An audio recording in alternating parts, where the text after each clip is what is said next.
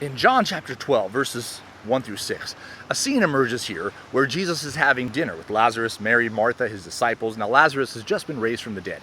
And Mary here now comes and takes this expensive perfume and washes Jesus' feet with it. And this causes outrage for a few reasons.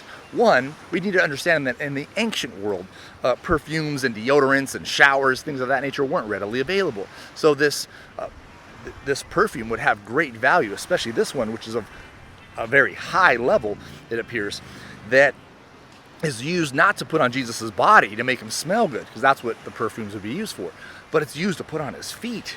Now, they would often wash your feet, and you'd come in with sandals and dirt, but to put the most expensive perfume on one's feet could cause some people to be shocked. Imagine if you had a $1,000 bottle of cologne and your friend came over and sprayed it on his feet. You might be like, hey, spray a shot up here, but don't waste it on your feet, right?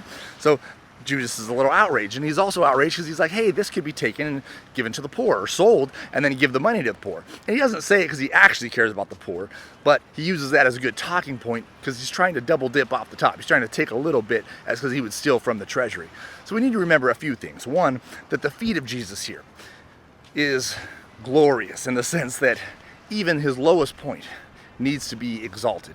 And Mary recognizes that. And oftentimes people miss the forest and the trees in our culture, and they have this mindset that just whatever we do, it's to help people and maybe help the homeless or different groups of people. All these things that the scripture commands us to do, right? But there's no recognition of the glory of Christ, of the beauty of Christ, of that which should be given to Christ.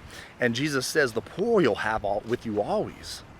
But me, Mary has done this to prepare me for burial.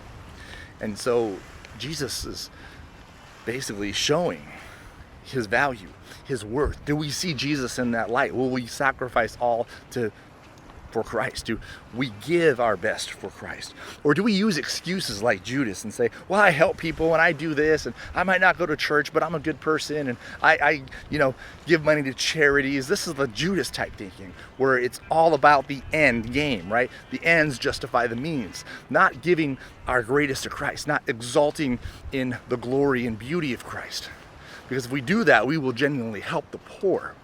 But if you try to set out apart from Christ to do good and do change and help the poor and all these things, it's going to end. It's going to fail because you don't have the right glory and perspective and hierarchy in mind. You're doing it for the wrong reasons. Glorify Christ and allow him to direct your path and what you do with your time, your money, and everything.